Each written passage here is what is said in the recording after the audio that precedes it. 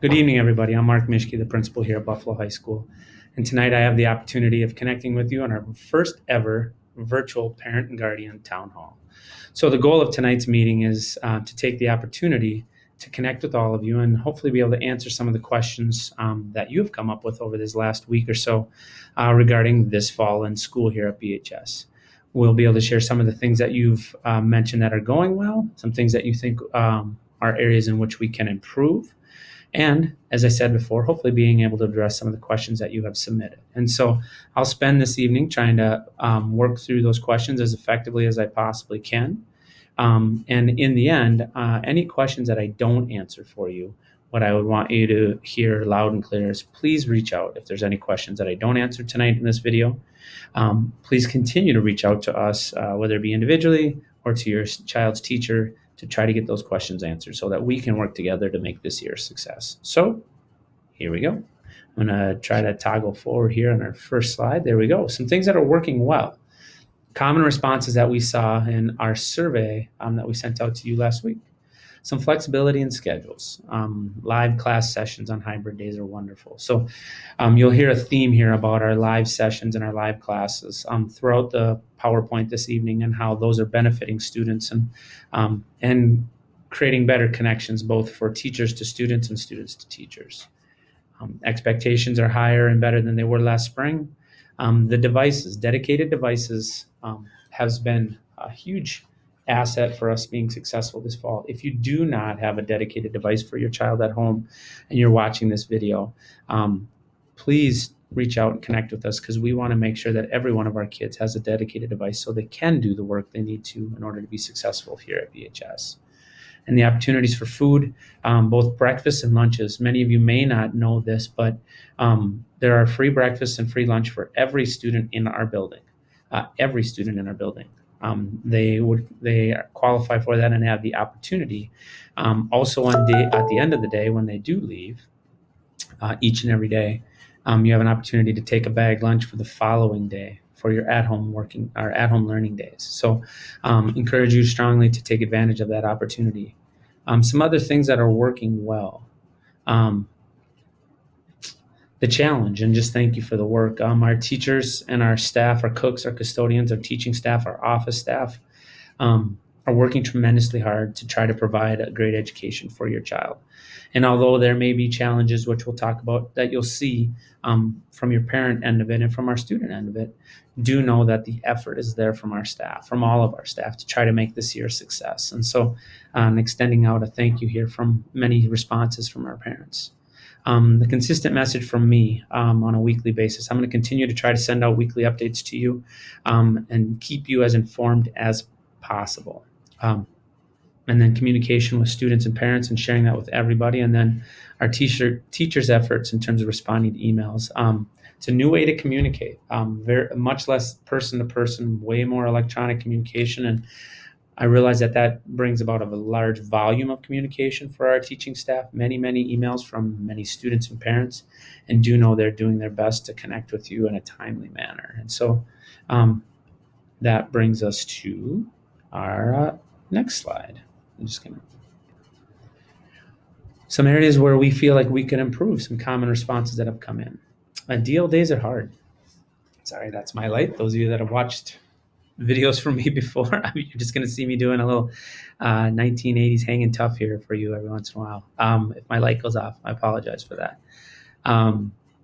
Distance learning days are tricky, especially if synchronous lessons are not available in that at-home learning. Definitely a challenge in keeping kids engaged when they're at home and trying to create as much structure as possible. Some students are logging on at different times and feeling like they're trying to balance some work and school. Again, school is the number one priority. School is the main priority in terms of the day-to-day work here at BHS. But I do know some of our students are struggling with the idea of trying to work and maybe need to work and how that balances with school. Some other suggestions in here, asking students to have their camera turned on to ensure that they're present for class. Many of our staff do that. Not all of our staff do that yet, nor have we edict that to them. And I know in some cases it is beneficial to have that camera on so that staff can see students. And so know that that will continue to evolve, and not to the point where we'll require every staff to do that, but continuing to explore what that looks like. Different postings of assignments, and teachers are trying to find the ways to meet the needs of their kids in terms of what's most effective. And each class is a little different in terms of posting assignments. So more to come on the posting of assignments. More communication regarding sports and activities. We are trying to get that information out to you as fast as possible. And in reality, in some cases, it changes by the hour. And so what may seem like a lack of communication on some activities, a volleyball example for last week, we found out a couple hours before the game happened that we were going to be able to have fans there. And so we're reacting as quickly as we possibly can, and just know that it may not come in what would be perceived as a timely manner, but we are going to react as quickly and as effectively as we can. And then asking teachers to continue to give a heads up with any changes that are making in their classes, and trying to clarify that with plenty of time and plenty of notice.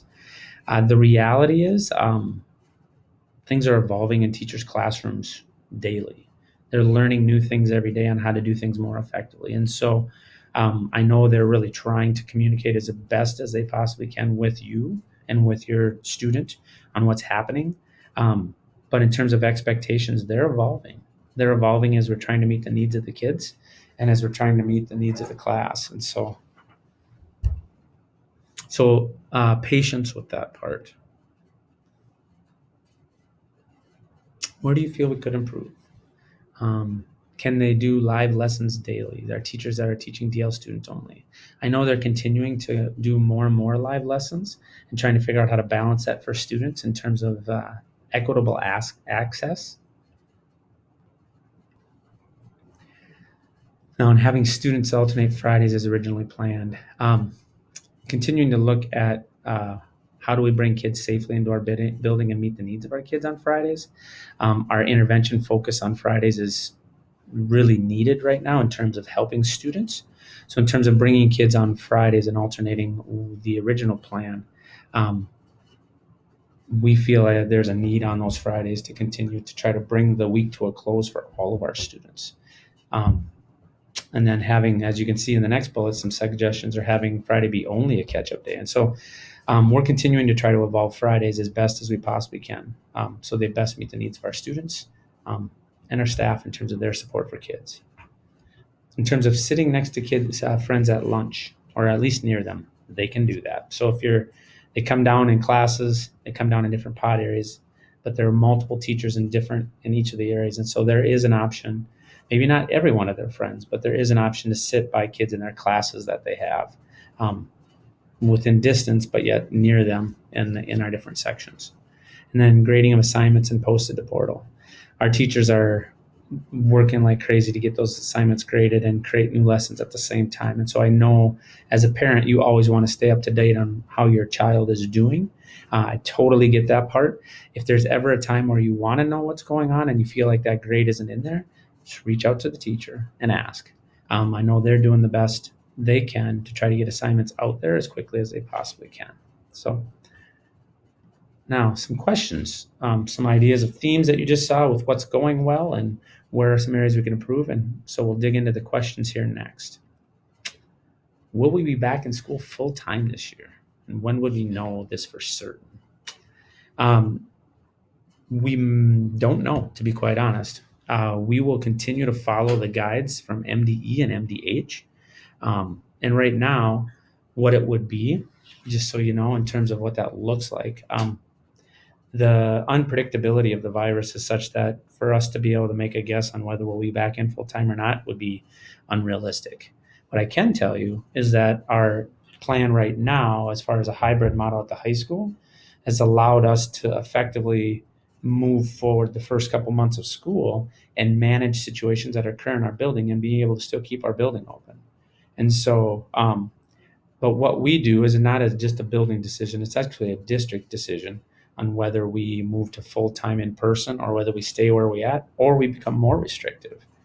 And so when you think of what that means or what does that look like, there's a process in place where we're in ranges. If you look on our district homepage, so like if we have 0 to 9 cases per 10,000, then everybody's in person. 10 to 19 cases per 10,000, which is where we're at right now. Elementary, full in person, secondary, hybrid.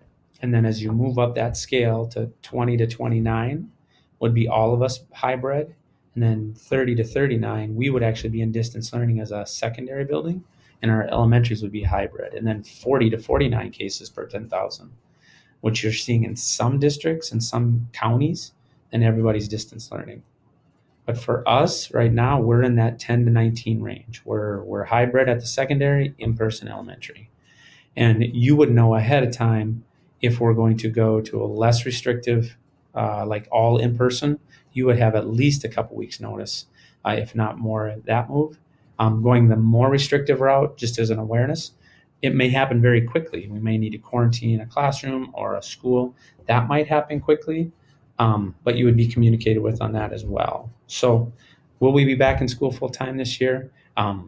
Really don't know. What I would tell you is it's going to be, whenever that decision does happen, if it does happen, it will be based on the guides of Minnesota Department of Education and Minnesota Department of Health.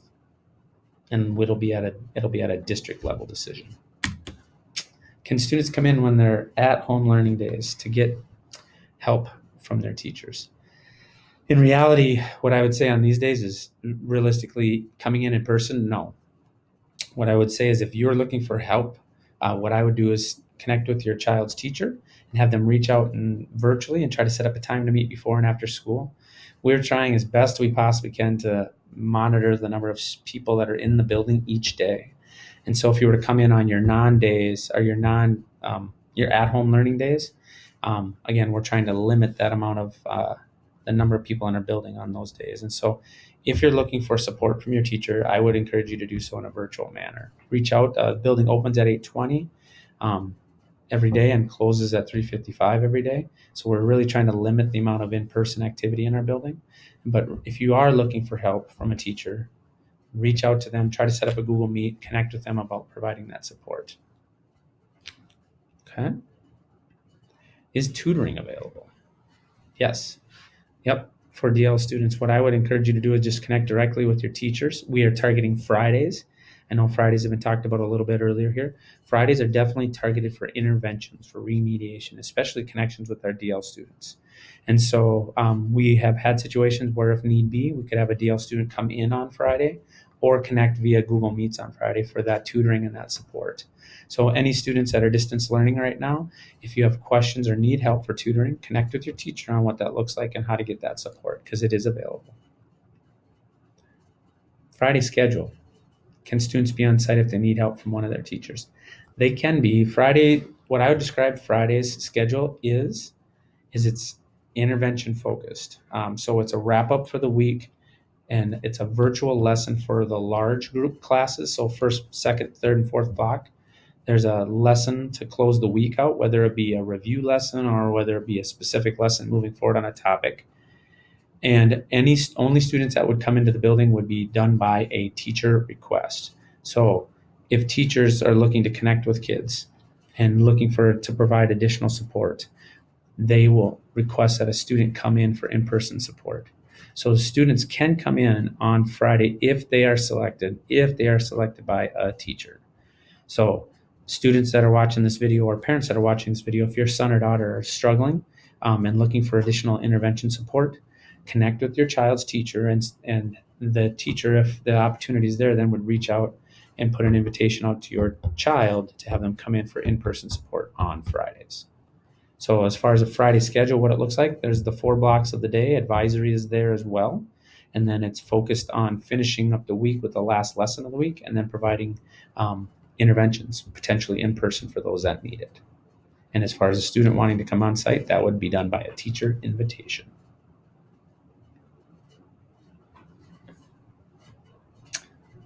For some classes, our students learning through YouTube videos and not through the teachers themselves.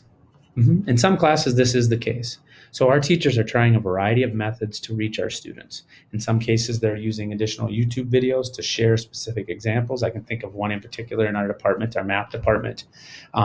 Actually, part of the textbook provides tutorial videos to help explain specific topics and specific lessons in a variety of manners. And so our teachers, not just our math teachers, but our teachers in general, are looking for any way they possibly can to share instructional information with kids. More often than not, it's the teacher themselves. And you may see a YouTube video that was pre-recorded by a teacher, just like this video, for example, pre-recorded by me, and it might look like a YouTube video because I upload it to YouTube to share with you. But it is, you will see a variety of different methods our teachers are using, including live instruction themselves and also YouTube videos. So it is possible that you'd see YouTube videos being used to help further instruction. How are teachers handling the hybrid model and this new way of instructing students? Our teachers are working like crazy. Really, what I would say is, if you think about it, our parking lots are full on the weekends, with teachers coming in to create new lessons and deliver. I can reference those, think about English 9 or geometry or chemistry. In all those specific situations, really what you're doing is taking a topic and we're asking our teachers to figure out how to deliver that in 3 different ways: in a traditional in-person setting, in a hybrid setting, and in a virtual setting, all at the same time. So there's kids in the classroom, there are kids that are there occasionally, and there's kids that are never there. And so our teachers know their content, and they are used to a delivery method where everybody's there in person. And now we're asking to expand and deliver that in multiple ways at the same time. And so how are they handling the hybrid model? They're doing the best they can. They're learning a lot. They're really, if I were to look at our teachers, we have some staff in our building that have been here for 20 or 30 or 40 years. And in essence, they're new teacher. They're a new teacher in essence, and how they're delivering instruction looks way different than they've ever done before. And they're holding themselves to a very high regard, and they don't want it to just be okay. They want it to be great. And so how are our teachers handling the hybrid model? They're working like crazy to try to create lessons, and they're getting better each and every day in providing those lessons, and will continue to improve as the year unfolds. And so we're getting there. We're making progress, and there's still a long way to go. What is the process for attendance?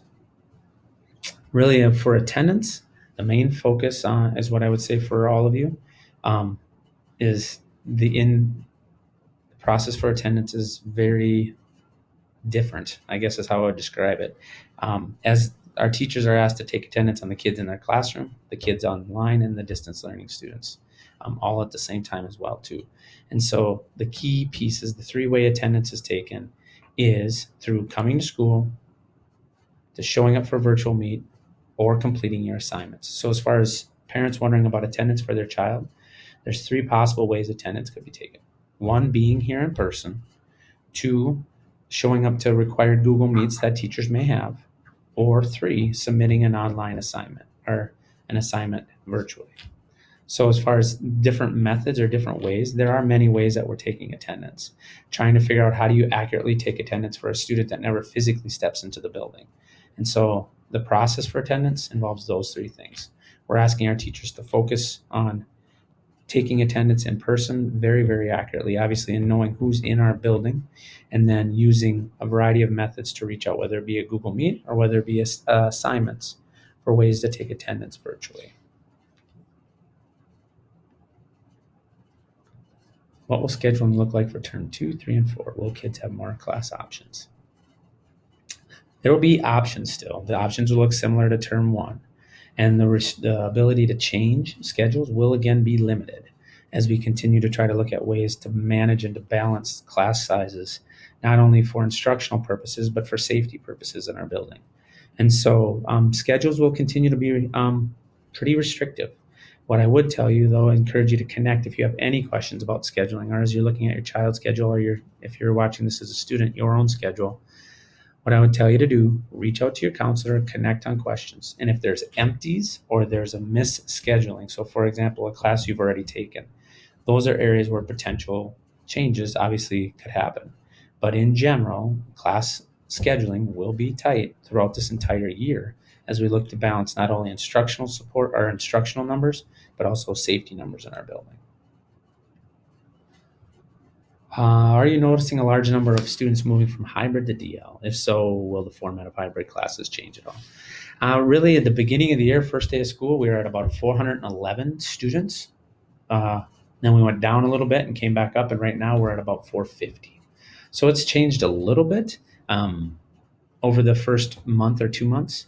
But in reality, as far as changing the format of our hybrid classes, um, we won't be changing that format right now as far as more days on site due to lower numbers, because the numbers haven't changed that much overall as far as the whole school numbers from, like I said, about 411 to about 450. So those will stay pretty similar, or in the hybrid model and how we're doing that as far as number of days in our building will stay similar to somewhat to the question I had answered already earlier. We'll continue to follow MDH and MDE's guidelines in terms of whether we would move to a more restrictive or a less restrictive model. But for now, the hybrid model will stay fairly similar as far as the number of days on site. Okay. One more question here. ACT test.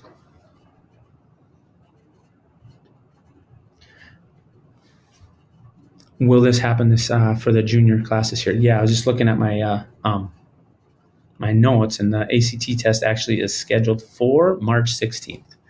Just want to make sure I had that date accurate. And for now, unless we hear otherwise, we're planning on providing an ACT test for our junior class on March 16th. And any changes that would occur, we'd communicate those out with you. But for now, March 16th, junior class ACT testing.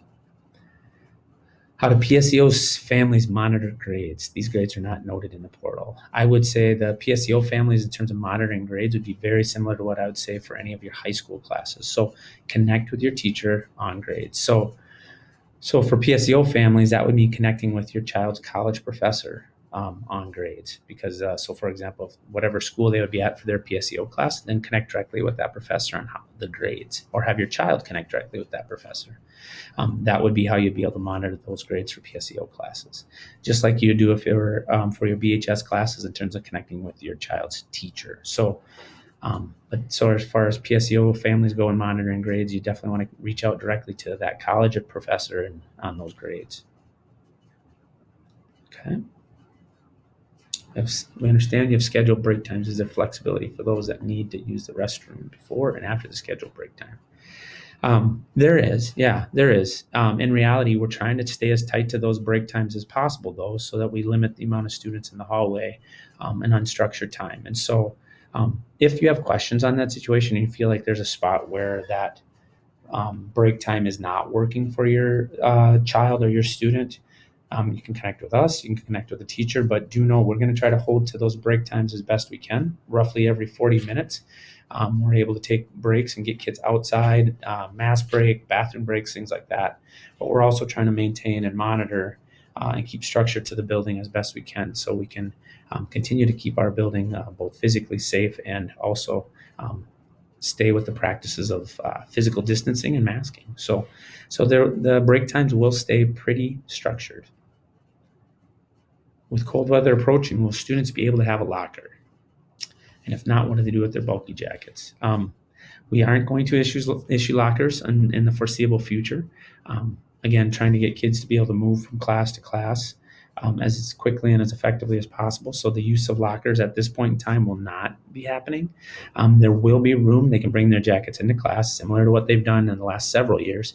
Many of our students didn't use lockers in the past, and they were able to bring their jackets into their classrooms, things like that. And so we won't have lockers moving forward at this point. And just if the jackets start to show up, just have them come to class with their jackets. How has the mask wearing requirements been going?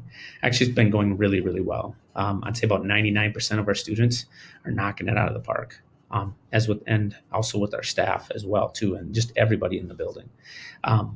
They've done a really good job of following the expectations. And what I would say when I talk to a few students that have had questions about why, it's pretty simple. We want to keep our building open.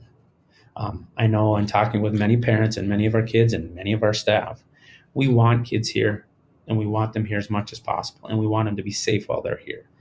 And one of the expectations and one of the ways we can do it is continue to wear a mask. And so when we talk with kids, I guess the one thing that I would tell you in using my mask, the thing that has come up a little bit, that is just a learning process, is to make sure that mask is over your nose and under your chin. Sometimes depending, kids will come in and the mask will be like this every once in a while. I'll just say, hey, just pull it up over your nose and make sure that they're both covered. So as far as masking goes, our students have been great. They've been following the guidelines. They understand that they want to be here just like we want to be here. And so they've been keeping their mask on, unless they're in their own conference room like I am right now with doors locked, and are able to take them off. So masking has gone really well. And if you do have questions about that, if anything does pop up, do know that we are going to continue to hold that expectation until further notice as far as masking goes for our kids and for our staff and for people coming into our building. And so far it's allowed us to be able to keep our building open effectively. And so we'll continue to monitor closely the mask wearing in our building. Regards to graduation of the class of 2021, what kind of ceremony are we looking at? We don't know yet. It's way too early to tell. We will do whatever we can. As a matter of fact, we have a student meeting with the class of 2021 later tonight. We're going to do whatever we can to make sure our graduation ceremony is effective as possible. But in terms of what it's going to look like, we have no idea yet. More to come, though, when we do. Finally, some activities related questions here. Will we have prom this year? To be determined, depending on the case rates as we move into the spring. Would love to plan for prom and hopefully have that opportunity. And a lot depends on what the case rates look like in the spring and what we're going to be able to do. And again, these guidelines are given to us from MDH and MDE in terms of what we can and cannot do. And so we are very hopeful that we'll be able to have prom. But again, we're going to follow the guidelines on what that looks like. What's happening with homecoming? We're actually moving homecoming to the spring. We're going to try to target an opportunity, hopefully in the spring, to be able to have a little bit more of a larger gathering opportunity, potentially with coronations and games and dances and things like that. We will be targeting a dress-up week. I think it's October 26th through the 30th of this fall. We're going to do a spirit week where we try to create some community within our building. It won't be homecoming, but we're going to try to create some spirit days in late October, and then we will be targeting a spring homecoming. In terms of the senior class photo on the football field, when, where, and how, or when and how, more to come. We're going to work with our yearbook on what this looks like, on whether we're going to be photoshopping, whether we'll be taking large groups. This might be something we also do in the spring if we have the opportunity to bring kids together. But more information to come on that as we know. As we make a decision on that, we will definitely let you know as a class of 2021. All right, and lifting fan restrictions for fall activities, will all indoor, outdoor, winter sports be able to have fans as well too? Yep, we will continue to follow the MDE and MDH guidelines. I referenced it earlier in this video. We just found out a couple hours before our volleyball game last Thursday that we're going to be able to have fans. And so those of you that were able to come, hopefully you enjoyed your experience. And I appreciate as you do come to events and continuing to follow the guidelines that are given to us and that we're going to be expected to follow through on. So winter sports, more information to come. And if we have fans, which it sounds like if we stay in the same process we are right now, just like we're doing now for fall and having fans in the winter, again, as you come in, we just ask you to be flexible with us as we continue to follow the MDE, MDH, and also the high school league rules that are given to us regarding both indoor and outdoor activities. Why do some sports require masks and others don't? Mask requirements are there in terms of for all sports. If you're in an indoor sport or an outdoor sport, the wording that we use with activities is if a student or an athlete is participating in a vigorous activity. So for example, in the middle of playing volleyball, they can have their mask off. Or in the middle of playing football, they don't need to wear a mask. Or soccer, or cross country, or swimming, they don't need to wear a mask.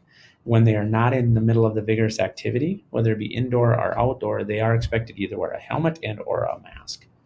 And so that in terms of the difference between masks, really they all have mask expectations as far as their sports go. It's just a matter of how they fit in the role of vigorous activity and when they're participating in that. Now, this other one, I know my picture's covering up, but surrounding towns are having student sections activities. They're not. You might hear that. Sorry, that's my walkie. You might hear that that's happening, but in reality, we're all following the same guidelines. Moorhead was here on Friday night. Um, St. Michael Albertville is here right now. All of our schools in our region and in our state are following the same guidelines as far as student sections and activities. So we are not choosing at a local decision to do anything different than what we're being told to do at a state level when it comes to activities. So, all right.